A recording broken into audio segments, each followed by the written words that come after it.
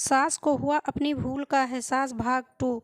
सास की बात सुनकर मनीषा की आंखों में आंसू आ गए। वह जिस सास को बीमार समझकर उनकी रात दिन सेवा करती थी, उन्हें एक गिलास तक उठाने नहीं देती है। सारा दिन घर का और रात को ऑफिस का काम करके थकान से चूर होकर भी उफ तक नहीं करती। उसका ये फल मिला है। उसे माना कि वह मेरी नौकरी के खिलाफ है, मगर यदि घर की किस्त नहीं होती तो वह कभी भी नौकरी नहीं करती। शुभम का बोझ कम करने के लिए ही तो वह नौकरी कर रही थी। खैर, अभी के मुश्किल समय में वह सास से किसी बात का बहस नहीं करना चाहती थी जिससे घर का माहौल खराब हो। इसीलिए वह उनकी बातों को नज़रअंदाज करके वहाँ से चली गई। लेकिन उसकी नज़रों में राधा जी की इज्जत ज़रूर कम हो गई थी। दूसरे दिन सुबह सुबह राधा जी की बेटी सीमा का अमेरिका से फ़ोन आ गया। सीमा की सास उसके पास अमेरिका आई हुई थी। आदत के अनुसार राधा जी ने जैसे ही सीमा की सास की बुराई करनी चाहिए, वैसे ही सीमा ने उन्हें झपट दिया। माँ, आप बिल्कुल भी माँ जी के खिलाफ कुछ अनाप शनाप नहीं बोलेंगी। पता है आपके चक्कर में आकर मैंने उनके साथ कितना बुरा व्यवहार किया था, लेकिन आज मुझे उनकी कीमत पता चल गई है।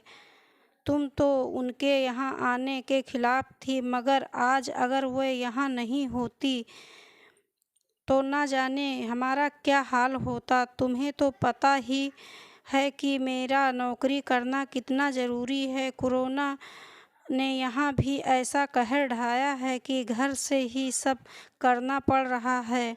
किट्टू का बेबी केयर सेंटर भी बंद है। मैं और राजेश फुल टाइम बिजी रहते हैं। ऐसे में माँ जी ने अकेले ही किट्टू के साथ साथ पूरे घर का सारा काम संभाला हुआ है। मुझे कुछ भी नहीं करने देती। अगर वह नहीं होती माँ, तो हमारा क्या होता, यह सोचकर ही रोंगटे खड़े हो जाते हैं। सच है माँ, वह कोई साधारण महिला नहीं है, बल्कि मेरे लिए तो देवी के समान है। मेरे जितना अपमान करने के बावजूद। और सीमा रोने लगी। उसने फ़ोन कट कर दिया। सीमा की बात सुनकर राधा जी की आंखें भर आई। उन्हें अपनी भूल का एहसास हो गया था। मनीषा तो वाकई उनका कितना ख्याल रखती थी। उनकी कड़वी से कड़वी बात का भी बुरा नहीं मानती है, उल्टे जवाब भी नहीं देती है। वाकई अभी का समय तो एक दूसरे को हौसला देने का है, सारे गिले शिकवे भुलाकर एक दूसरे की मदद करने का है। तो फिर वह स्वार्थ में कैसे अंधी हो गई, इतना कैसे गिर गई थी कि ऐसे मुश्किल समय में अपने परिवार की सहायता नहीं कर सकती। उन्होंने उसी समय मनीषा को बुलाकर उसके सिर पर प्यार से हाथ फेरते हुए कहा, मनीषा, आज से घर के कामों में आधी जिम्मेदारी मेरी रहेगी। मैंने आज तक तुम्हें जो भी कहा और किया उसके लिए सॉरी।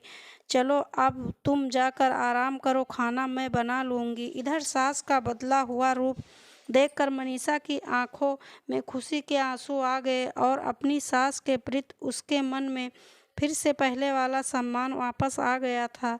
शायद हमारे जीवन में मुश्किल समय आता है इसीलिए कि हमें एक दूसरे की अहमियत का पता चले, हमारी अपनी गलतियों का एहसास होने और आगे बढ़कर माफ़ी मांगने से वाकई इंसान छोटा नहीं बल्कि बहुत बड़ा हो जाता है, राधा जी की तरह।